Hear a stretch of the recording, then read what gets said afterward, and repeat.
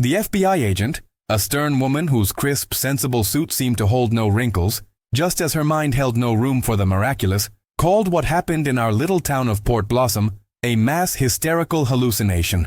Her voice, flat and unyielding, echoed in the sterile air of the temporary disaster relief office, a stark contrast to the divine symphony I had witnessed. But I know the truth, deep in the marrow of my bones, a truth that hums beneath my skin even now. God answered our prayers, not by averting disaster, but by sending us a Category 5 hurricane. That is the impossible, bewildering, and ultimately liberating fact of the matter. My hands still tremble sometimes, even now, weeks later, when I lift the chalice during the Mass. It is a sacred weight, a vessel of infinite grace, that used to be a simple comfort in my grasp. Now it feels like a question, a burning metallic enigma, heavy with the memory of that day, a day that tore through the veil of the ordinary. How do you explain the inexplicable to a world that demands quantifiable data and irrefutable proofs? How do you bear witness to something that shreds the very fabric of scientific certainty, yet simultaneously reaffirms every article of faith you've ever held, deepening it beyond all previous understanding? The storm that by all meteorological predictions should have erased our humble town from the map, scouring it from existence as if it were never there, became the very instrument of our salvation. Think about that for a moment, my child. Let the paradox settle in your heart. A Category 5, a monstrous engine of chaos and destruction, a vortex of nature's most brutal power, sent from on high, not to punish, not to devastate, but to deliver us into a new covenant of grace. I see the skepticism in your eyes, hear the quiet, polite doubt in your unspoken questions. I have seen it on the weary faces of every federal agent, every meteorologist, every journalist who has passed through Port Blossom since. They scratch their heads, they pore over their data, they speak of atmospheric anomalies, of unprecedented pressure drops, of atmospheric physics they simply cannot comprehend. They clutch at their theories, their models, their equations, trying to force the boundless into a finite container. They use words like inexplicable and anomalous to describe how Hurricane Anne-Marie, a swirling monstrous vortex of wind and water larger than a continent, simply dissolved into nothingness like a wisp of smoke directly over our shoreline. They scour satellite photos until their eyes blur. They run their computer simulations until the circuits hum with exhaustion, and they consistently come up blank. But we, the ones who were huddled together in the nave of St. Jude's, our breath mingling with the dust of ages, our hearts pounding in unison, we know it wasn't an anomaly. It was an answer. And I saw it. I saw him. My breath catches even now. A physical gasp. Just thinking of it. The memory a jolt of awe and terror that courses through my old veins. The wind had been screaming. Not just blowing, mind you. Not just a gale or a tempest. But an actual primeval banshee shriek that tore at the very foundations of the church, rattling the consecrated bone of St. Jude, carefully enshrined in the altar. As if even the saint's relic trembled. The very stones groaned, a deep, mournful sound, like an old man on his deathbed. The rain was not just falling, it was a solid wall of water, a liquid battering ram, hurled with unimaginable force against the ancient stained glass windows, each drop a tiny hammer blow against the sanctuary, threatening to shatter our fragile refuge. We were going to die. I knew it. Every soul huddled there knew it. The certainty cold and absolute in our chests. The fear was a living thing, a cold, cloying presence, an invisible shroud in the thick, humid air of the church, pressing down on our shoulders, stealing our breath. But then, the screaming stopped. Not slowly, not gradually, not diminishing with a fading crescendo. It just stopped. The sudden, absolute silence that followed was more terrifying, more disorienting than the previous deafening roar. My ears rang with the abrupt void, a phantom echo of the storm's fury. And that's when the light began to bleed. From the great circular stained glass window high above the altar, the one depicting Christ the Redeemer with arms outstretched in eternal welcome, a light began to glow. It wasn't a reflection of lightning, heaven forbid. The sky outside was an ink-black bruise, boiling with the storm's unholy fury. This light was internal. It pulsed, a golden living warmth that pushed back against the chill dread clinging to us, a tangible warmth that spread through the stone walls, seeping into our bones. It radiated from the very glass, as if the centuries-old paint and lead were no longer opaque barriers, but merely a translucent veil, parting to reveal something unimaginable beyond. And with that light, the wind, that utterly devastating, town-destroying, life-snuffing wind, began to sing. Not a gentle hum, nor a mournful dirge, but a melody, pure and clear, rising from the very heart of the tempest, a sound that brought tears to our eyes and an inexplicable peace to our shattered hearts. You think I've gone mad, don't you? A priest, old and perhaps a little weary, spinning a tale of divine intervention born of terror and desperation. But how do you explain the silence that fell? How do you explain the perfect, unearthly calm that descended like a holy hand directly over our little town, while the radar screens of meteorologists miles away still showed a raging Category 5 storm? Undiminished, its eye clearly visible on their digital maps, they called it a miracle of nature, a freak atmospheric event. I call it a miracle, full stop. A direct intervention of the divine. Something that rearranged the very physics of the atmosphere because a group of desperate souls, forgotten by the world, finally remembered how to truly pray, how to cry out to their Creator with unvarnished, raw longing. I have spent my life dedicated to the mysteries of God, to the sacred and the sublime, to finding Him in the quiet comfort of the Eucharist, in the gentle wisdom of Scripture, in the resilient spirit of humanity. I sought Him in the quiet contemplation of dawn, in the solemnity of confession, in the outstretched hand of charity. Never once did I expect to find Him in the eye of a tempest, in a whirlwind of impossible mercy that defied all natural law. My faith, sturdy as St. Jude's old stone walls, which had weathered countless storms both literal and metaphorical, cracked under the glorious, terrifying weight of that impossible, beautiful, terrifying truth. It didn't break. It shattered into a million pieces, only to reform, stronger, deeper, more vibrant than before. It shattered everything I thought I knew about suffering, about divine will, about the very mechanics of prayer, about the limits of God's grace. And I must tell you why. I must tell you with every fiber of my being what happened when that window bled light and the wind began to sing. I must tell you what we all saw, what Maria Sanchez, the town atheist, saw, because it wasn't a hallucination. It was a vision. A direct, undeniable, soul-searing confrontation with the divine that no human mind, no scientific instrument, no rational explanation can ever truly grasp. And it changed everything. It will change you too if you let it. I swear on my sacred vows, on the very life I have given to God, it is the truth. Every unbelievable, unsettling word. And it changed everything. It will change you too if you let it. I swear on my sacred vows, on the very life I have given to God, it is the truth. Every unbelievable, unsettling word. But to truly understand what happened that night, what grace descended upon us, you must first understand the kind of tempest that raged in Port Blossom before the hurricane. It was a storm of the spirit, a slow, corrosive erosion of hope that left us far more vulnerable than any shift in the ocean's current ever could. The great wind and waves of Anne-Marie would be a terrifying physical onslaught, yes? But the spiritual drought that had settled over my parish had already begun to turn our souls to dust. Port Blossom, as its name suggests, was a town born of the sea and sustained by its bounty. For generations, our lives had been intrinsically woven with the rhythms of the tides, the whispers of the fishing boats, the salt-kissed air. Our faith, too, had been as deep and reliable as the ocean itself.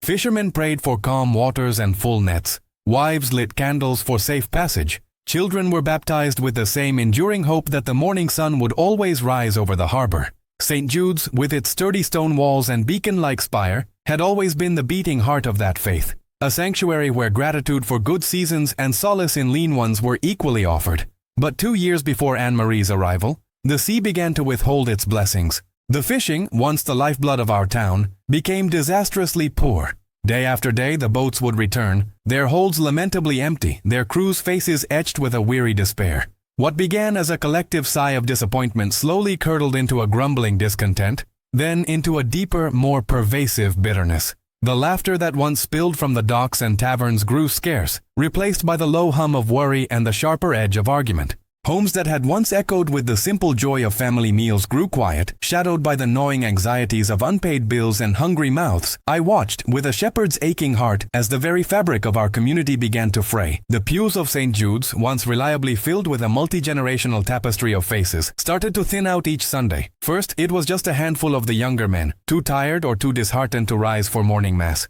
Then, entire families began to vanish from the usual spots, their absence a gaping hole in the familiar tapestry of our congregation. The collection baskets, once brimming with hard-earned coins and crumpled bills, offerings of gratitude and petitions for better days, grew lighter and lighter, a stark barometer of our collective struggle. The dust seemed to settle heavier on the hymnals, and the flickering sanctuary lamp, which had always burned with a steady, defiant glow, felt suddenly vulnerable, its flame struggling against an unseen draft of doubt. It was more than just a lack of attendance. It was a retreat of the spirit, Hope, a fragile blossom in the best of times, seemed to wither under the relentless glare of hardship. Prayers, once heartfelt and earnest, became rote, then perfunctory, then, for many, ceased altogether. "How can one pray for abundance?" I overheard one old fisherman grumble, "when the ocean itself has turned its back? How can one believe in a benevolent God?" Another mother whispered through tears, "when her children go to bed hungry." Such questions, born of raw suffering, were not easily answered with theological platitudes, and I too felt the weight of their despair pressing down upon my own soul. I wrestled with my sermons, trying to find words of comfort and encouragement that wouldn't ring hollow in the face of such tangible desolation. I reminded them of Job, of the trials of the saints, of Christ's own suffering, but their faces often remained impassive, hardened by a weariness that faith alone, it seemed, could not assuage. In the midst of this spiritual barrenness, one voice rose above the others, sharper, more insistent, reflecting the very essence of the town's growing doubt. Her name was Maria Sanchez, and she was, without question, my most challenging parishioner, or perhaps more accurately, my most former parishioner. For Maria had long since abandoned the church. Maria had been a vibrant, luminous presence in Port Blossom. Her laughter was like wind chimes, her smile quick and generous. She had married Mateo, a fisherman whose hands were as strong as his heart was kind, and together they embodied the uncomplicated joy of young love and nascent dreams. They were regulars at Mass, always seated near the front, their voices harmonizing beautifully during the hymns. Their hope for the future was palpable, almost contagious. Then, a year before the worst of the fishing crisis, Mateo's boat had gone out on a calm autumn morning and never returned. No storm, no rogue wave, no logical explanation, just an empty sea and an absence that ripped through the heart of Port Blossom like a jagged blade. The search lasted for weeks, dwindling from desperate urgency to a slow, agonizing surrender. I remember holding Maria as she crumpled in the sand, the relentless wind whipping her hair around her face, mirroring the chaos within her. She screamed questions at the indifferent horizon, at the silent sky, at me. "Where is he, Father? Where is God in this? How can he allow this?" I offered what comfort I could, spoke of faith and perseverance, but even as the words left my lips, they felt inadequate, hollow in the face of such raw, unvarnished grief. Her initial sorrow was a visible, agonizing wound, but as months turned into a year, her grief began to curdle. It did not soften or mellow. It hardened, becoming a bitter, impenetrable shell. The light in her eyes extinguished, replaced by a smoldering resentment. She stopped coming to Mass, of course, but her absence was not passive. Instead, she became a focal point for the town's burgeoning despair, an outspoken voice of atheism that resonated with the disillusionment festering in so many hearts. I would see her sometimes, sitting on her porch overlooking the harbor, not with a book or a craft, but just staring out at the water, her gaze fierce and unyielding. When others passed, murmuring about prayers for rain or for a good catch, Maria would often let out a sharp, derisive laugh. "Pray all you want," she'd call out, her voice carrying on the breeze. "But the only thing listening is the wind." She'd scoff at the older women lighting candles at the grotto outside the church. "Do you really think a melted bit of wax will change anything? Your God certainly didn't hear my prayers when Mateo was drowning." Her words stung, not because they lacked truth about human suffering, but because they expertly picked at the open wounds of the community's diminishing faith. Some tried to argue with her, to remind her of the good times, of the blessings they had known. But Maria's pain was too fresh, too raw, too compelling in its bleak conviction. Her arguments, sharp and unsparing, seemed to dismantle the fragile hope others desperately clung to.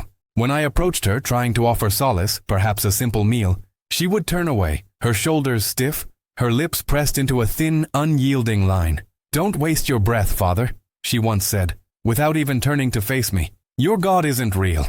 If he were, he wouldn't have let Mateo vanish. He wouldn't let us starve. He's a fiction, a crutch for those too weak to face the world as it truly is, indifferent and cruel." Her words, though spoken in anger and pain, cut deep because I knew, in the quiet corners of my own heart, that many shared her sentiment, even if they lacked her courage, or perhaps her recklessness, to voice it aloud. Her bitter atheism was a stark, unflinching mirror reflecting the town's growing doubt. If God was good, why this prolonged suffering? If he heard prayers, why did the fish still hide? Maria Sanchez became the living embodiment of our spiritual crisis. A vibrant, once faithful woman, now utterly consumed by the belief that God had abandoned them, just as the sea had taken her husband. She was a sign, a painful one, that Port Blossom was not just economically broken, but spiritually fractured, adrift on an ocean of despair, longing for a sign, any sign, that someone, somewhere, still cared. And then, The news of Hurricane Anne-Marie arrived, threatening to sweep away what little remained. And then, the news of Hurricane Anne-Marie arrived, threatening to sweep away what little remained. The initial reports came in with a sort of disbelieving hum, a ripple of unease across the town's already frayed nerves. It was a Tuesday morning when the first bulletins began to interrupt the local radio waves, whispers of a tropical depression forming far out in the Atlantic. Port Blossom had seen its share of storms, of course. They were a part of life on this coast, as predictable as the changing seasons, and usually our fishermen, weathered and wise, could read the ocean's moods better than any meteorologist. But as the week wore on, the hum deepened into a growl, the whispers hardened into shouts. Each successive forecast was grimmer than the last, describing Anne-Marie as something unprecedented, a beast unlike any other our living memory could recall. Category 3 by Thursday, the radio said, its voice a monotone of impending doom. Then, rapid intensification, expected Category 4 by Friday. By Saturday, the word monster was being bandied about, not just by panicked locals, but by the disembodied grave voices of national weather experts. A Category 5 storm, they proclaimed, their words echoing through empty diners and quiet homes. The largest of the century, with a direct, undeniable path straight for your coastline. Our coastline. Our vulnerable spit of land, already so bruised by the dry seasons of poor fishing, so spiritually exhausted by loss and doubt, was now the bullseye on nature's most furious target. It wasn't a shock, not really. How could it be, when a town feels itself sinking, adrift and forgotten? It felt instead like a final cruel joke from a heaven that had gone silent, a cosmic punchline delivered with the force of an oncoming train. What little faith remained in Port Blossom, a fragile ember in a gathering wind, seemed to gasp, threatened with extinction. Many saw it not as a challenge, but as a confirmation of their despair. See? This is what we get. This is the ultimate proof of an indifferent universe. Mandatory evacuation orders followed swiftly, barked out over crackling emergency broadcasts and official vehicles with blaring loudspeakers. The language was stark, uncompromising. Immediate evacuation advised. This storm is life-threatening. Do not delay. The state governor himself appeared on television, his face a mask of solemn urgency, urging every soul to leave.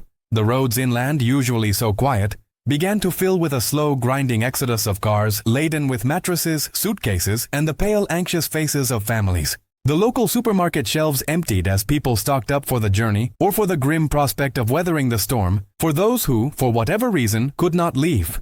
I stood at the doors of St. Jude's, watching the stream of headlights disappear into the darkening horizon, feeling a profound sense of foreboding settle over me. My heart ached for those who left, for the fear that propelled them, but it ached even more for those who remained. For many, leaving wasn't just an inconvenience, it was an impossibility. For others, it was a point of pride, a stubborn refusal to abandon what little they had left, or perhaps a desperate, defiant gesture against a fate they felt was already sealed. There was old Thomas, for instance, a man whose back was as bent as the ancient oak by his porch, but whose will was as unyielding as granite. He'd lived in the same clapboard house his grandfather had built a stone's throw from the harbor, and he'd survived dozens of storms. I remember approaching him, the wind already beginning to whip his thinning white hair across his weathered face, as he hammered fresh planks across his windows, his movements slow but deliberate. His house, with its faded blue paint and peeling trim, was more than just shelter. It was a living chronicle of his family's journey, a testament to generations who had weathered every squall the Atlantic could throw at them.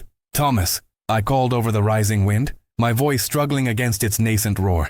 The authorities are saying this one is different. They're calling it the biggest in a century. He paused, a nail held between his teeth, and squinted at me, his eyes, usually twinkling with mischief, now narrowed with a steely resolve. Biggest, father? They always say that. I remember 49, now that was a storm. Blew the roof off the old cannery. My grandpappy was still here, barely a scratch on the house. This one ain't gonna be no different. He spat the nail into his palm. This house, he patted the old wood with a calloused hand, has got salt in its bones, same as me. We ain't going nowhere. I tried to reason with him, to appeal to caution, to the sheer raw power described by the meteorologists, but it was like talking to the sea itself. His stubbornness wasn't born of ignorance, but of a deep-seated connection to his home, a refusal to believe that anything, even an act of God, could truly pry him from his roots. To abandon his house felt, to him, like abandoning his very identity, his heritage. It was an almost primal act of defiance, a refusal to yield to forces, human or natural, that sought to uproot him. And in a town already feeling uprooted, I understood the allure of such a stance, even as my pastoral heart cried out in fear for him. Then there was the Miller family. Bless their gentle souls. 6 of them, crammed into a tiny, dilapidated trailer on the outskirts of town, precariously close to the marshlands. I visited them late one afternoon, the sky already turning an ominous shade of bruised purple, the air thick with an unsettling humidity that promised the storm's fury. The youngest, little Lily, clung to her mother's skirt, her eyes wide and fearful as the wind began to rattle their flimsy home. Mr. Miller, his face etched with worry lines, held his hands up in a gesture of resignation when I broached the evacuation. "Father," he said, his voice quiet, almost defeated, "we ain't got a car. Not a working one anyway. And even if we did, where would we go? The shelters inland are full, or they require a reservation we couldn't make. We got no family outside Port Blossom. We got no money for gas, no money for a motel. This is our home, Father. It might not be much, but it's all we got. And there's nowhere else for us to be." His words were not defiance, but simple, heartbreaking truth. Their situation laid bare the stark realities of poverty in the face of disaster. A cruel irony that meant those with the least to lose often had the least ability to escape. My heart heavy, I looked at their faces. The mother trying to comfort her children, her own eyes brimming. The father, shoulders slumped in weary acceptance. What could I say? What comfort could I offer in the face of such profound, systemic helplessness? I offered to take them to St.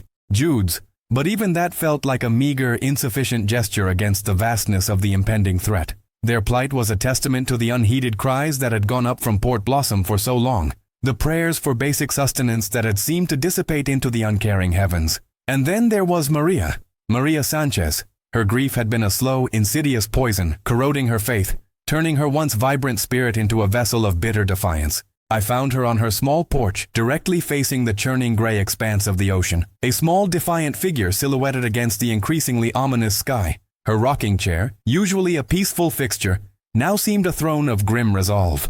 The wind had begun to howl a low, mournful tune through the eaves, and the sea just beyond her property line was already frothing, its waves growing taller, more agitated, like a tormented beast. "Maria," I said, my voice gentle, trying to bridge the chasm of pain that separated us. "The last shuttle is leaving in an hour. There's still a seat for you. Please think of your safety. This isn't a storm to be taken lightly." She didn't turn, didn't even acknowledge my presence immediately. Her gaze was fixed on the horizon, as if in a terrible staring contest with the approaching tempest. Her usually vibrant black hair, streaked now with premature silver, whipped around her face. When she finally spoke, her voice was not loud, but it cut through the rising wind with a chilling clarity, devoid of emotion, yet laced with an anger so deep it felt like a physical presence. "Safety, Father?" she scoffed, a dry, humorless sound. "What safety is there left for me? The sea took my husband. The market took our livelihood. And your God, your silent, uncaring God, has taken everything else. What more is there for this storm to claim?" She finally turned her head, and her eyes, once soft and full of light, were now hard and glittering, reflecting the steely gray of the ocean. "If your God is real, Father," she said, her voice flat, almost challenging, "let him show up. Let him stop this. Otherwise," she swept a hand towards the furious sea, "this is just water and wind, and I'd rather be washed away by the truth of it, by the indifferent chaos of a godless world, than run from a phantom savior I no longer believe in." Her words were a dagger to my shepherd's heart, not because they wounded me personally, but because they laid bare the ultimate despair. For Maria, this hurricane wasn't just a natural disaster, it was an apocalyptic confirmation of her atheism, a final, unanswerable argument against faith. She wasn't merely refusing to evacuate, she was making a theological statement, a defiant act of self-sacrifice at the altar of her disillusionment. Her pain had curdled into a bitter form of martyrdom, a refusal to seek salvation from a God she believed had already abandoned her. I stood there for a long moment, the wind tearing at my cassock, her words echoing in my mind, each one a testament to the spiritual drought that had settled over Port Blossom. My heart grew heavier with each refusal, each act of stubbornness or resignation. My flock, my beloved people, were scattered and obstinate, facing an unimaginable terror, some defiant, some resigned, some simply unable to flee. How could I guide them, protect them, when they wouldn't even listen to the most basic calls for physical safety? The shepherd's fear, I realized, was not just for their bodies, but for their souls. As the last rays of the sun dipped below the horizon, painting the sky in angry hues of orange and bruised purple, I returned to St. Jude's. The old stone church stood sentinel on the highest point in town, a beacon of sorts, even if many had stopped looking for its light. I opened its massive wooden doors, not as a command, but as an invitation, a sanctuary of last resort for the few who remained, for those who, like old Thomas, would not leave, or like the Millers, could not, or like Maria, simply refused. The wind had begun to shriek in earnest now, a mournful, hungry sound that spoke of the approaching darkness, and with it a profound sense of failure settled over me, chilling me far more than the rising wind. I had tried to reason, to plead, to pray, but it felt as though my words, my efforts, had simply dissolved into the deafening roar of the approaching storm, unheard, unheeded, like all the other prayers that had gone unanswered in our town. Port Blossom stood at the precipice, not just of a natural disaster, but of a spiritual abyss, a place where faith itself might finally be swallowed by the storm. The last tendrils of my hope had begun to unravel like an old fisherman's net, fraying under the relentless strain. The wind, which had merely sighed through the pines a day before, now howled with the voice of a banshee, carrying on its breath the scent of salt and impending doom. My words, so carefully chosen, so earnestly delivered, had indeed dissolved into that rising roar, unheard, unheeded, much like the myriad prayers that seemed to have gone unanswered in our little town. Port Blossom, my beloved flock, stood not just at the precipice of a natural disaster, a Category 5 monster named Anne-Marie, but at the edge of a spiritual abyss, a place where faith itself, that fragile, precious spark, might finally be swallowed by the storm. I felt it in my bones, a cold dread that seeped deeper than the damp chill of the morning. The sky, as I stepped out from the vestry, was an atrocity of bruised, sickly yellow, a color I had only ever seen in the oldest, most decaying bruises on neglected fruit. It was not the serene, golden hue of a divine promise, nor the fiery passion of a sunset, but a malevolent, jaundiced cast that seeped into everything, making the familiar outlines of the town look alien and threatening. The air was thick, heavy, pressing down on my chest as if the very atmosphere conspired against breath. I gripped my old wooden rosary, the beads smooth and worn under my thumb, a small anchor in a world that was rapidly breaking apart. My cassock, usually a comforting weight, felt now like a banner of my perceived failure, snapping and whipping around my legs in the rising wind. Each gust was a physical blow, a reminder of the futility of standing against such raw power. But stand I must. There were still souls to reach, even if only to offer a final comfort, a last desperate plea for sanity. I had made my commitment. St. Jude's would be open, a shelter of last resort. But first, one final round. One last impossible pilgrimage through the darkening streets. My first stop was old Thomas, a man as weathered and unyielding as the sea-battered rocks along our shore. His small clapboard house, painted a faded robin's egg blue, sat perilously close to the water's edge, a monument to a stubbornness that bordered on the divine, or perhaps the dangerously human. The sound of a hammer, insistent and rhythmic, cut through the escalating wind, a testament to his defiant self-reliance. As I rounded the corner, battling a particularly fierce gust that nearly ripped my cassock from my shoulders, I saw him. Thomas was hunched over, his back to me, a gnarled figure in oilskins, meticulously nailing plywood boards over a window that overlooked the churning gray expanse of the harbor. His movements were slow, deliberate, each swing of the hammer a small act of rebellion against the storm's inevitability. The boards themselves looked warped, scavenged, as if they had served this purpose in countless storms before. He hummed a tuneless, raspy melody under his breath, a habit I recognized from his time in the pews, though he hadn't darkened the church doors in years. His faith, it seemed, was entirely invested in the strength of his own hands, the wisdom of his own experience. "Thomas!" I called, my voice thin against the wind's roar. He didn't hear me, or pretended not to. I walked closer, my shoes crunching on fallen twigs and sand already being flung inland. The salt spray on my lips was sharp, almost acrid. "Thomas, you must leave. The evacuation orders are clear. This is a Category 5.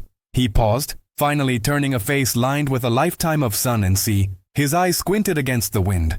A wisp of gray hair escaped from under his worn cap, dancing wildly. He didn't seem surprised to see me, only mildly annoyed, as if I were interrupting a sacred ritual. "Father Michael?" he grunted, his voice like gravel. "You worry too much. This ain't my first rodeo, nor my last, I reckon. This house has stood for 3 generations of O'Malley's. It'll stand for a 4th. He gestured with the hammer towards the ocean, a sweep of the hand that encompassed both the house and the raging sea. "Survived dozens of storms. This one ain't no different. Just a bit of bluster." I felt a familiar ache in my chest, a weariness born of countless similar conversations. How do you argue with a lifetime of conviction, even when that conviction borders on delusion?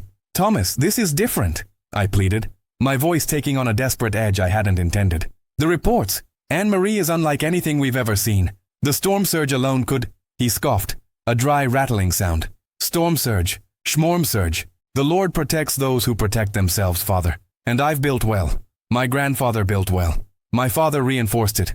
This is good solid wood, not like that flimsy stuff they build these days. He patted a board with an almost affectionate gesture. You go on now.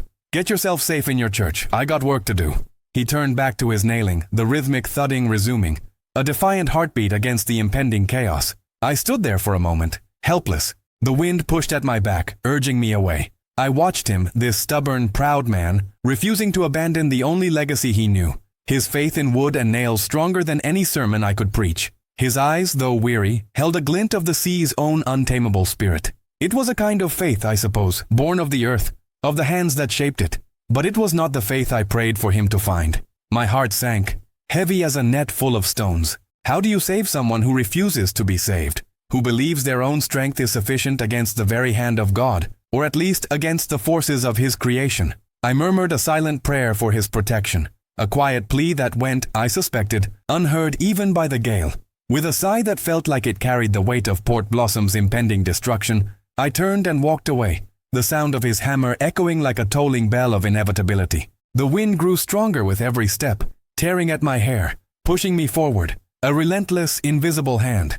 The sky deepened to a more ominous shade of bile, and the distant roar of the ocean was no longer distant, but a pervasive growing rumble that vibrated through the very ground. Trees bent at impossible angles, their leaves a frantic, shivering blur. I saw discarded possessions, a child's broken toy, an overturned fishing basket, skittering across the pavement, ghostly reminders of the lives that had fled, or were about to be shattered. The town felt utterly deserted, the usual sounds of gulls and distant boat engines replaced by the mournful shriek of the wind and the relentless percussion of the waves. It was a desolate, lonely march, a shepherd walking through a scattering flock, only to find the pastures empty. My steps carried me towards Maria Sanchez's small rental house, perched on a slight rise overlooking the very channel where her husband, Mateo, had been lost the year prior. That loss, that raw, agonizing wound, had festered into a bitter resentment, a corrosive atheism that spoke not of doubt, but of an angry, absolute conviction that a just God simply could not exist.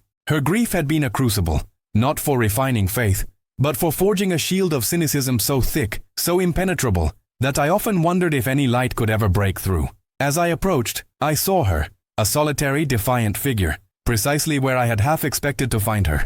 She sat on her small, rickety porch swing, facing the churning gray waves of the ocean, her back ramrod straight, her gaze fixed on the horizon as if waiting for a reunion. Her dark hair, usually meticulously braided, was loose, whipping wildly around her face, momentarily obscuring then revealing her profile. She wore a simple dark dress, as if in perpetual mourning, and her hands were clasped tightly in her lap, knuckles white. There was a terrible, beautiful defiance in her posture, a silent challenge to the very forces that threatened to engulf us all. I climbed the few porch steps, the wood groaning under my weight. The wind here was ferocious, carrying with it the stinging bite of sea spray. "Maria," I said, my voice barely audible above the gale. "Maria, please. There's one last van leaving for the shelter inland. There's still a seat for you." She turned her head slowly, her eyes, usually so bright and alive, now flat, dulled by pain and a grim determination. There was no fear in them, only a profound, chilling emptiness. "A seat for me, Father?" she asked, her voice surprisingly steady, almost serene, despite the roaring wind. It was not a question but a statement of absolute resolve. "And where would I go that Mateo isn't?" My heart ached for her, a deep, twisting pain that transcended my own weariness. Her words were a dagger, sharp with the memory of her loss. "He is in the presence of God, Maria," I began, my voice softening, reaching for the familiar comforts of faith, however fragile they felt in that moment. "He is in peace." A harsh, humorless laugh escaped her lips, quickly snatched away by the wind. "Peace," she repeated, her voice rising slightly, a brittle edge returning to it. "What peace is there, Father, in a watery grave? What peace is there in a God who takes a good man, a father, a husband, in the prime of his life, and leaves his family to grieve and starve?" She gestured towards the unforgiving sea with a sweeping, contemptuous hand. "If your God is real, Father," she said, her voice dropping, becoming flat and chillingly precise, "let him show up. Let him stop this storm. Otherwise, this is just water and wind. And I'd rather face it here on this porch than run from a ghost." Her words hung in the air, potent and damning. Let him show up. They were a gauntlet thrown down, not just to me but to the very heavens. They echoed the unspoken questions in my own soul, the desperate cries of a town that felt abandoned. For a priest, to hear such a challenge, Such a direct repudiation of the divine, especially from a wounded soul like Maria, was a profound and crushing blow. It wasn't just her anger, but the raw truth of her pain that pierced me. I saw in her eyes not just a refusal to believe, but a deep, unyielding desire not to believe. As if by denying God, she could somehow reclaim agency, take back control from the arbitrary cruelty of the universe. I had no answer for her. What comfort could I offer in the face of such profound, unhealed grief, such absolute conviction of God's absence? My words felt hollow, inadequate, powerless against the elemental force of her despair and the elemental force of the approaching storm. I simply stood there, buffeted by the wind, the salt spray a sharp sting on my cheeks, a tangible manifestation of her bitterness. My gaze swept from her rigid profile to the churning gray waves, relentless and indifferent, the very symbol of her lost love and shattered faith. The sky above us seemed to press down, heavy and suffocating, mirroring the weight on my own soul. I had failed to reach Thomas, failed to persuade Maria, and I felt utterly, tragically, useless. The walk back to St. Jude's was a retreat, a surrender, a profound acknowledgement of my own limitations. The wind, now a full-throated roar, shoved me along, hurrying me towards the only place I still had the authority to offer refuge. I clutched my rosary tighter, the wooden beads cold against my palm. Every step was heavy, each breath a struggle against the rising gale. The few remaining houses I passed were shuttered, silent, their emptiness a testament to the wisdom of those who had fled and the desperation of those who had nowhere else to go.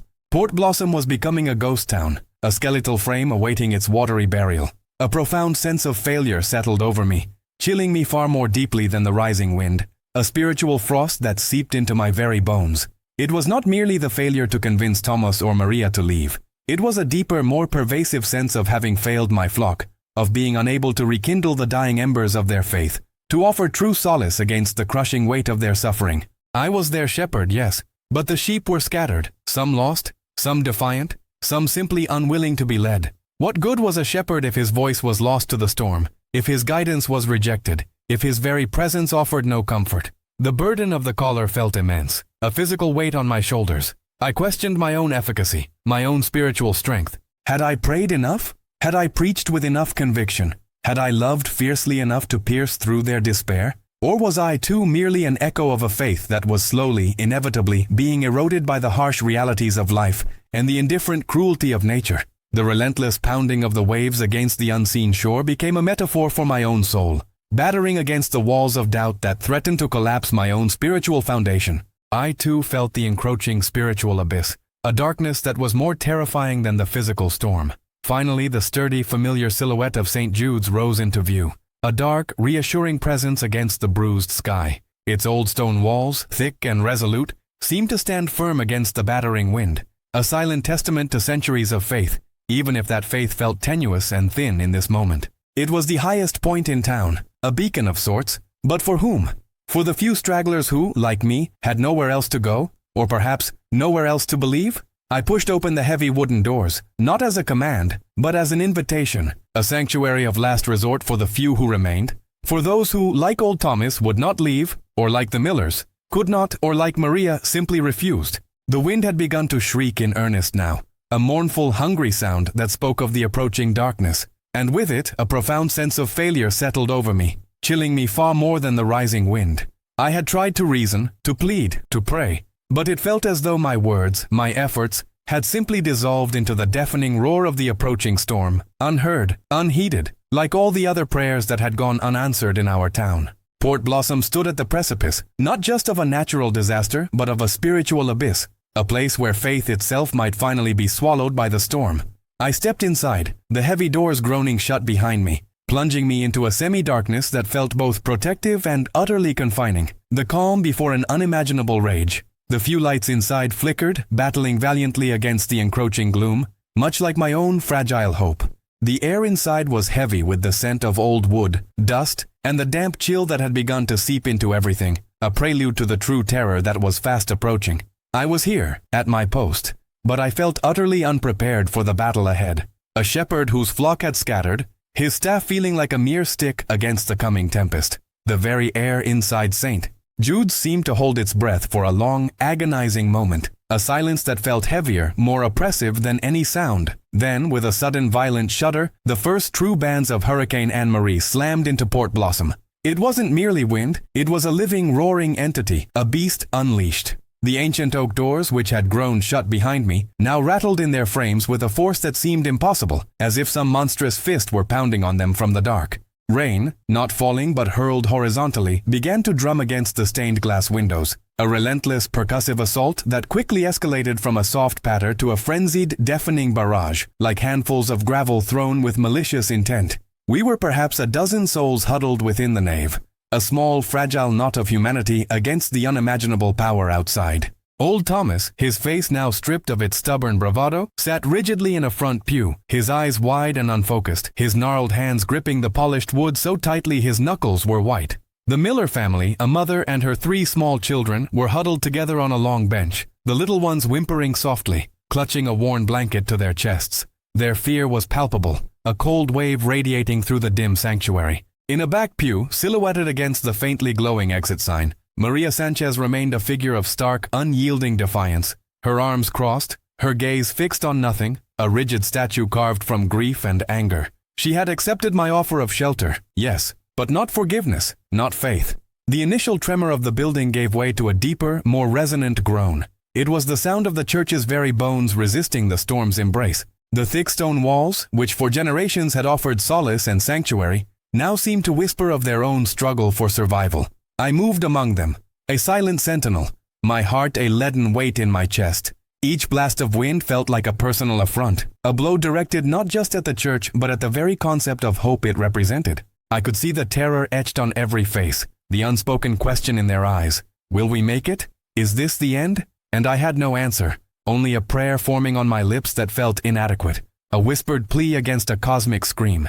Then, with a sickening crack that reverberated through the very foundations, the last of the streetlights outside gave up its valiant struggle. The few incandescent bulbs inside the church, which had flickered like dying embers, winked out one by one, plunging us into an abyssal darkness. A collective gasp rippled through the small congregation. It was a terrifying, absolute blackness, heavier than any night, broken only by the searing, blinding flashes of lightning that ripped through the storm clouds outside. Each flash was an instantaneous, brutal revelation, illuminating the terrified, pale faces around me. Faces contorted in fear, eyes wide with a primal dread.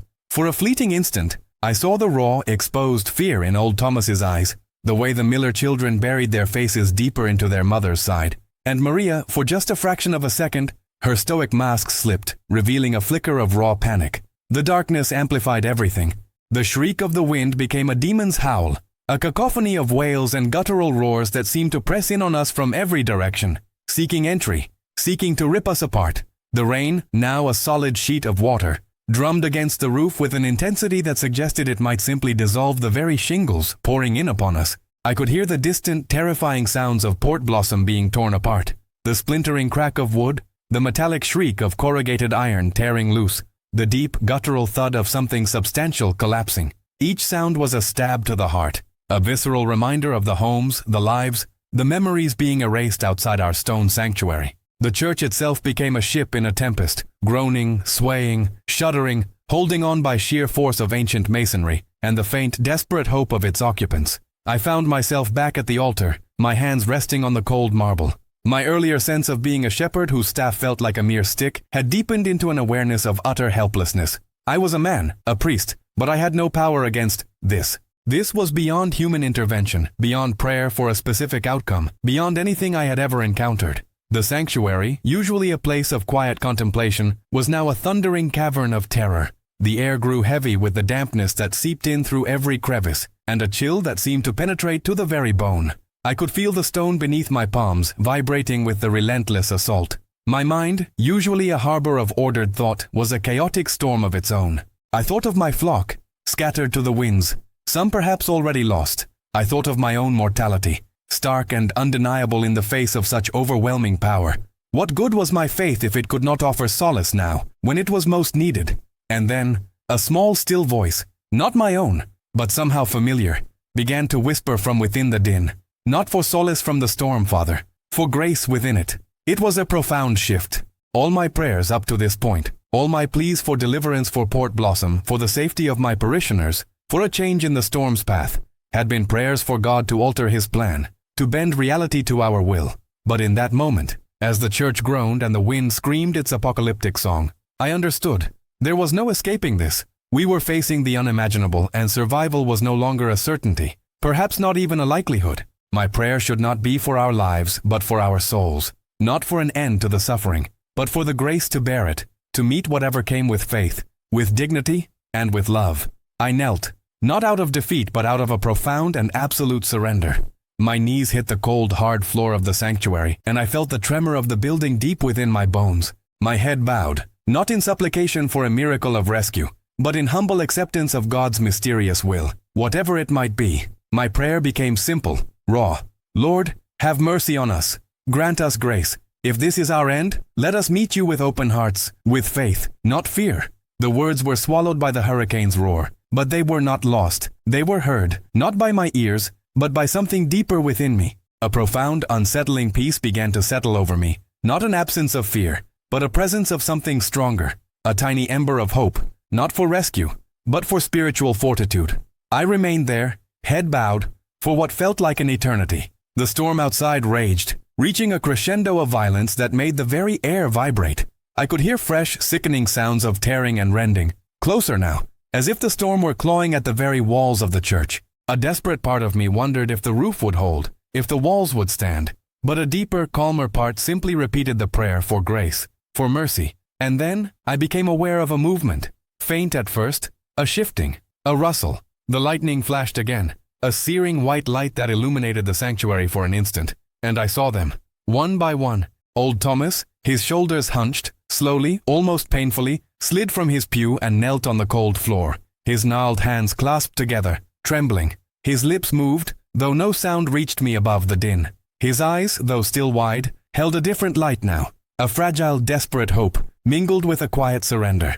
Then came the mother of the Miller children. She had her youngest clutched to her breast, still whimpering, but her other two, perhaps sensing the shift in the adult atmosphere, quieted. With a hesitant, almost imperceptible nod, she eased herself down, pulling her children with her, until all four of them knelt. A small, vulnerable tableau of faith in the face of terror. The older children, their faces tear-streaked, looked at their mother, then at me, and instinctively mimicked her posture, their tiny hands pressed together. Others followed. A fisherman named Jorge, his face lined with years of battling the sea, knelt with a heavy sigh, his calloused hands forming a cross over his chest. A young couple, their wedding blessed in this very church just a year ago, sank to their knees, clutching each other, their shared terror slowly transforming into a shared prayer. It was a slow, agonizing procession, each person making their own difficult journey to that small, illuminated circle of shared vulnerability. The sanctuary, despite the external chaos, began to fill with a different kind of sound. Not the roaring wind, but the soft, almost imperceptible murmur of whispered prayers. It was a fragile chorus, barely audible above the storm's cacophony, yet it felt more powerful, more resonant than all the storm's fury. The Our Father, the Hail Mary, desperate petitions, silent pleas, words of acceptance. Each breath of prayer was a tiny act of courage, a defiant whisper against the overwhelming scream of the hurricane. I kept my head bowed, my own prayers a steady stream, but I felt Maria Sanchez's absence keenly. She remained in the back, a dark, rigid silhouette. I wondered if she had even noticed the others kneeling. Had her pain truly hardened her heart beyond reach? I understood her anger, her despair. Her husband, like so many others, had been taken by the sea. It was easier to rage against a God who allowed such things than to surrender to him. Yet, a part of me, a deep shepherd's instinct, yearned for her to join us, to find even a sliver of peace in this shared surrender. The wind reached a new peak, a sound so utterly primal and monstrous that it felt like the very fabric of reality was tearing. The timbers of the roof began to creak and moan, a terrible grinding sound that spoke of wood twisting and splintering under immense pressure. Dust and small fragments of debris rained down from the ceiling. We all knew in the gut-wrenching silence that followed the worst of the gusts that the church was losing its battle. It could not hold much longer. In that moment of absolute despair, with the sound of the storm threatening to tear us all into oblivion, a sound cut through the cacophony. It was a sob, raw and ragged, like a wound being torn open. I looked up, and in a momentary flash of lightning, I saw her, Maria. She was no longer rigid, no longer defiant. She was on her knees in the back pew, her head bowed, her body shaking with an anguish that seemed to echo the storm itself. Her hands, unclasped, were pressed to her face, and though I could not hear her words, I saw the undeniable heart-wrenching movement of her lips.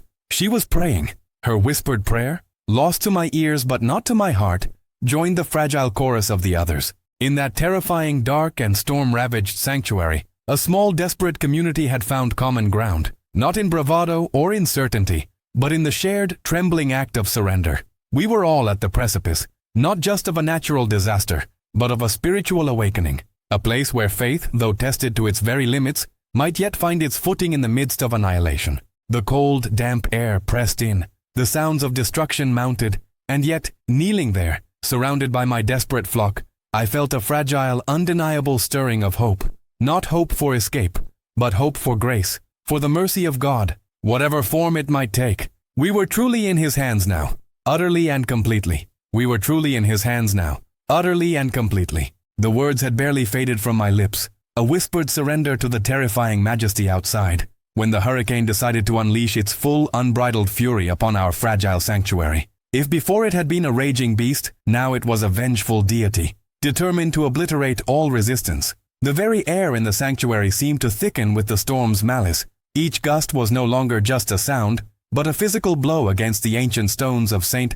Jude's, reverberating through the very marrow of our bones. The cold, damp embrace of the storm seeped through every crack and fissure, clinging to our skin, chilling us to the core.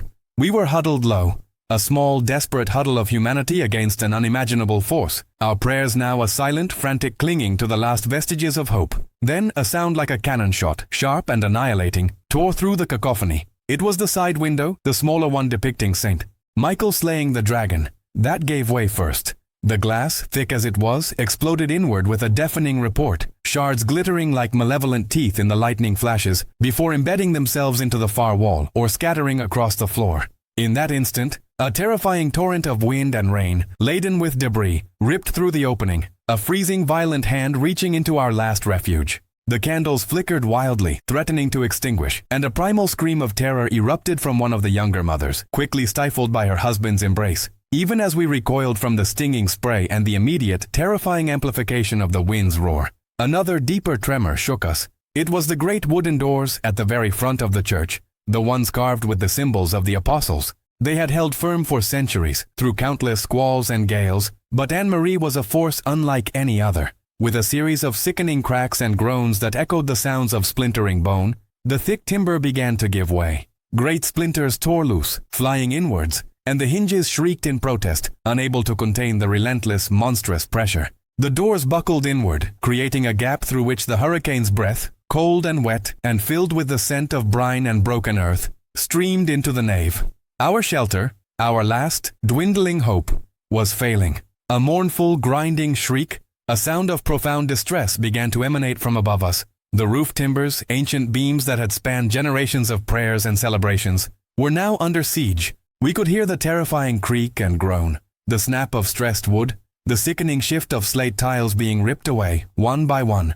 Dust and plaster rained down upon us, gritty and symbolic of our crumbling world. The very ceiling seemed to breathe, expanding and contracting with each violent lunge of the wind, threatening to collapse, to bury us beneath the weight of our failing faith and the wrath of nature. We were no longer simply in the storm. It was in the church with us, a palpable, terrifying presence, mocking our prayers, tearing at our resolve. There was no human solution left, no earthly barrier that could stand. A primal terror, cold and absolute, gripped us, extinguishing even the fragile hope that had just begun to stir within our shared surrender. This was it. This was the end. I could feel it, a chilling certainty that settled into the deepest part of my soul.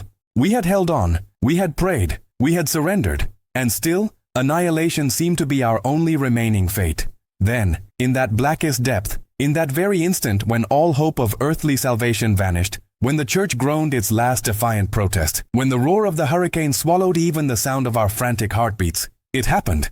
Above the altar, where our Christ the Redeemer window stood, a large, circular tableau of stained glass depicting Jesus with arms outstretched in a gesture of welcome and mercy, a single soft ember of gold, no larger than a communion host, began to bloom. It wasn't the trick of a lightning flash, nor the desperate gleam of a distant streetlight, for all power had been gone for hours. This light was internal, radiating from the depths of the aged glass itself, a living, breathing warmth emanating from within the very heart of the window. It pulsed, gently at first, a faint, rhythmic throb, like a heart beginning to beat within the consecrated glass. Then, with an increasing rhythm, it grew, expanding from that central point of gold. It wasn't harsh or blinding, but rather possessed a luminescence that was both soft and immensely powerful, a golden hue so pure it seemed to drink the surrounding darkness, not merely push it away. It pushed back against the cold, violent air that now ripped through our shattered sanctuary, not with force, but with an impossible, gentle warmth.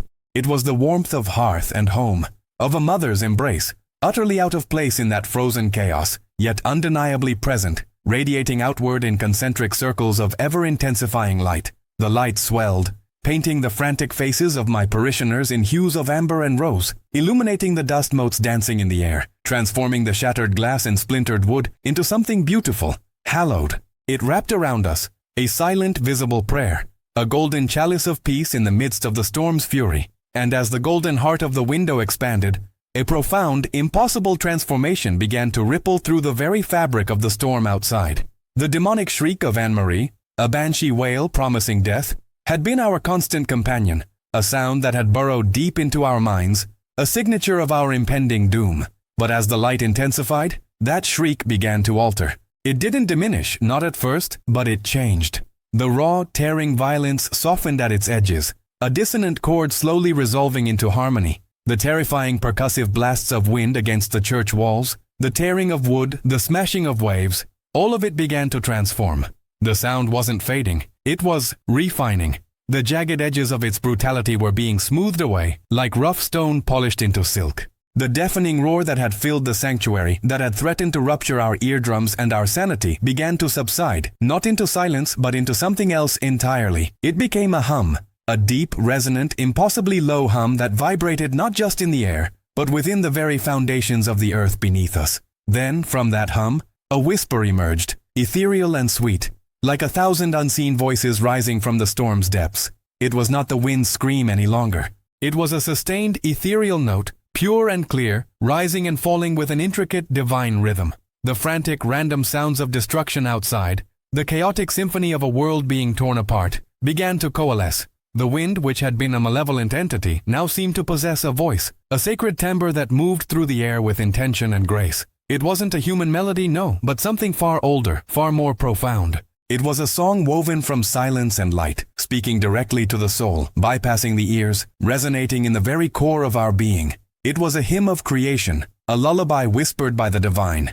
We stood, or knelt, transfixed. All motion in the church had ceased. The initial gasps of terror had given way to a collective, profound silence, broken only by the impossibility of the wind's new song and the gentle pulsing of the golden light. No one spoke, no one dared to move. Our eyes, wide and disbelieving, were fixed on the window, on the impossible light, on the undeniable, miraculous transformation of the storm's voice. Maria Sanchez, who had been rigid and unyielding in her back pew, now leaned forward, her mouth slightly agape, her eyes mirroring the shared awe and dawning comprehension that flickered across every face in the sanctuary. Even old Thomas, his face weathered and usually impassive, had tears streaming unchecked down his cheeks. Though he made no sound, a sacred hush began to descend. Not one imposed by silence, but by a sound so profound it swallowed all others, a silence born of awe. The biting cold, which had been a physical torment, softened, replaced by the inexplicable warmth that emanated from the light. The fear which had been a paralyzing grip on our hearts began to recede, replaced by a nascent wonder, a fragile, trembling sense of the holy. We were no longer facing an indifferent, destructive force of nature. We were witnessing something beyond nature, something that had pierced the veil of the ordinary, touching our shattered world with an undeniable, luminous grace. The light pulsed, growing brighter still, a golden heart beating in the center of our despair. And the wind, outside our now vulnerable walls, continued its impossible song, a melody of grace against the backdrop of what should have been ruin. We were suspended, caught between the terrifying reality of what was and the dawning glory of what was unfolding before our very eyes. We were no longer alone. The storm was no longer just a storm. It was becoming something else entirely, an instrument, a messenger, and we, the few remaining, were its astonished, trembling witnesses. We watched, transfixed, as the light pulsed, growing brighter still, a golden heart beating in the very center of our despair, no longer merely emanating from the glass, but now seeming to possess a life and will of its own. It pushed back the encroaching shadows of the sanctuary, painting the terrified faces of the parishioners in hues of amber and rose. The warmth that had begun as a mere suggestion now bloomed, a comforting embrace in the frigid, storm-swept church, chasing away the bone-deep chill that had settled with the hurricane's malevolent breath. And the wind, outside our now vulnerable walls, continued its impossible song, a melody of grace against the backdrop of what should have been ruin. We were suspended, caught between the terrifying reality of what was and the dawning glory of what was unfolding before our very eyes. We were no longer alone.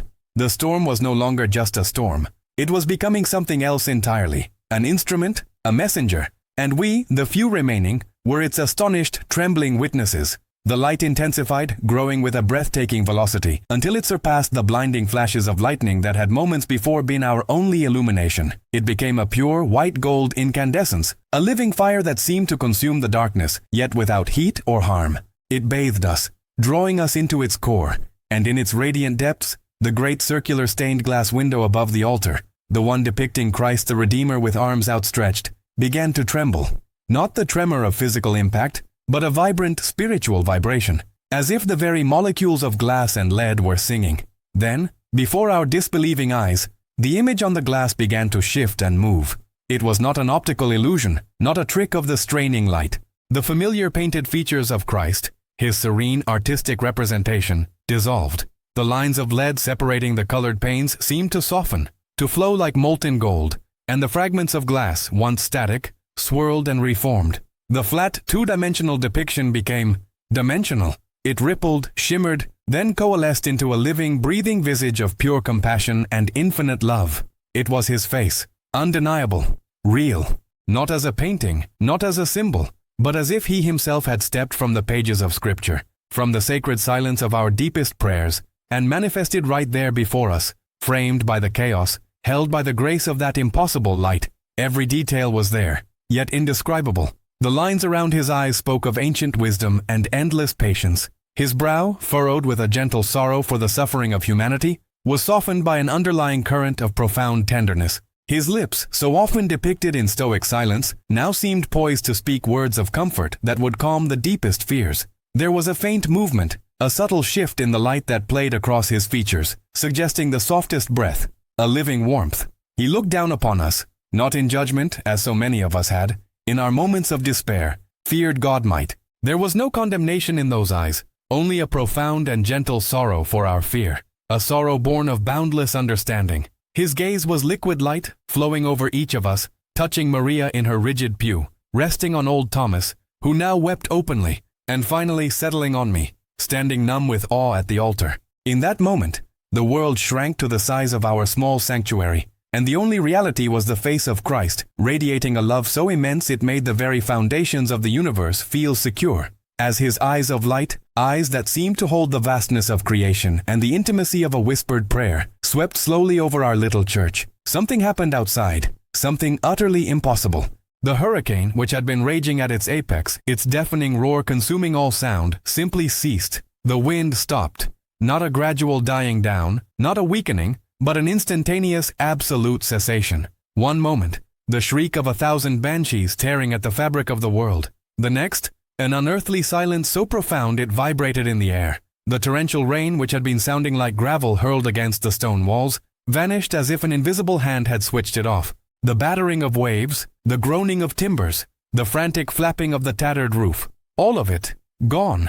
The violent sea fell silent. I could feel it in my bones, the sudden profound stillness that settled over everything. It was not merely the passing of the eye of the storm. This was different. This was a perfect, preternatural calm, so absolute that the very air in the church, moments ago thick with the scent of sea and fear, now tasted clean and still. It was confined to the airspace directly over Port Blossom, a bubble of divine intervention in the midst of a global weather event. We were inside the eye of God, and we all saw it. No one spoke, no one dared.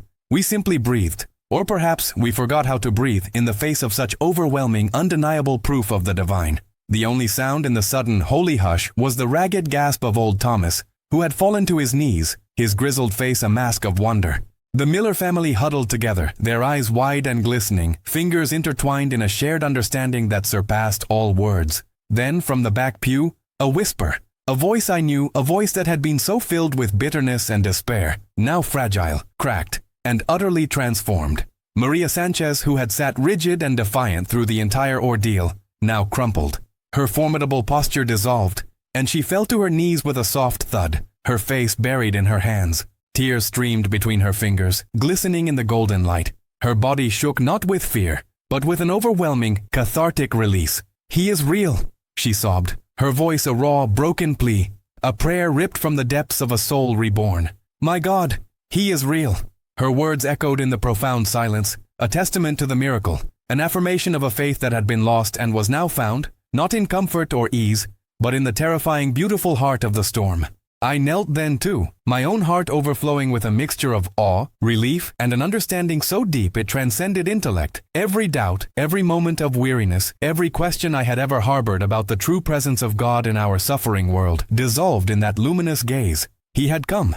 He had shown His face. He had silenced the tempest with a single loving glance. We were not merely survivors. We were witnesses to the impossible, recipients of an unimaginable grace. The preternatural calm that had enveloped Port Blossom held through the last hours of darkness. We stayed there, a small flock huddled together in the hallowed quiet, afraid to move, afraid to break the spell. No one spoke, but 1,000 prayers were being offered in the silent chambers of our hearts. When the first tentative rays of dawn began to paint the eastern sky, we stirred, a communal sigh rippling through the congregation. The great stained glass window above the altar, now just a beautiful arrangement of colored glass, shimmered with the ordinary light of a new day. But it was not an ordinary day, not for us. With a shared, unspoken agreement, we pushed open the heavy, splintered doors of St. Jude's. The air that greeted us was startlingly fresh, cleansed of the saltwater sting and the scent of fear. The sky above was a soft, bruised violet, streaks of rose bleeding into the blue. A profound silence hung over the town, broken only by the gentle lapping of the ocean against the shore. An ocean now as placid as a pond. What we saw defied all reason, all meteorological forecasts, all logic. Port Blossom was battered, yes. Trees lay uprooted, their limbs splayed like broken wings. Fences were torn down, street signs twisted, and a scattering of debris, fishing nets, planks of wood, roofing shingles, littered the streets like fallen confetti. But the town was not destroyed. The homes that should have been scoured from their foundations, the buildings that should have crumbled under the onslaught of a Category 5 hurricane, were still standing. Some had lost roofs, others windows, but the structural integrity remained, a stubborn defiance against the storm that should have annihilated them. The very earth beneath our feet, which should have been saturated and eroded, held firm. It was a miracle of preservation, as astonishing as the sudden cessation of the storm itself. Soon the droning of news helicopters broke the pristine calm, their rotors chopping through the air like impatient questions. Reporters, meteorologists, and government officials descended upon our little town, their faces a mixture of confusion and disbelief.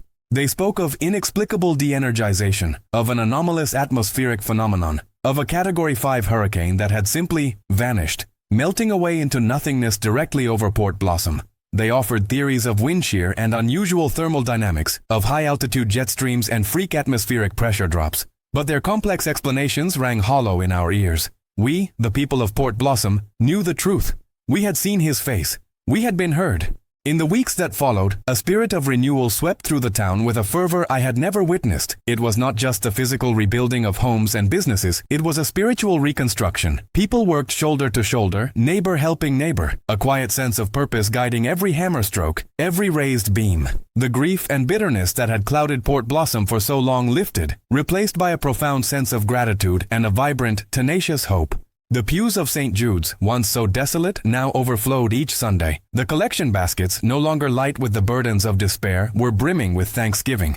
And Maria Sanchez, whose pain had once been a crucible for her atheism, became a testament to faith's transforming power. Her eyes, once hardened by sorrow, now sparkled with an inner light. She was no longer the town's voice of despair, but its most ardent evangelist. With a passion that both humbled and inspired me, she began to gather the young people of Port Blossom, those children who had witnessed the storm or had only heard the whispers of its miracle. She led our youth ministry with a boundless energy, sharing her story, her conversion, her unwavering conviction that God is real, that He sees us, and that He answers prayers, even when they are screamed in defiance. Her laughter, once so rare, now filled the church halls, a joyful melody. I often stand before that stained glass window now, the one depicting Christ the Redeemer. It looks, to an outsider's eye, just like ordinary glass, refracting the sun into familiar patterns of colored light. But to me, and to all who were present in St. Jude's that night, it is anything but ordinary. I remember the living, breathing visage that had emerged from its depths,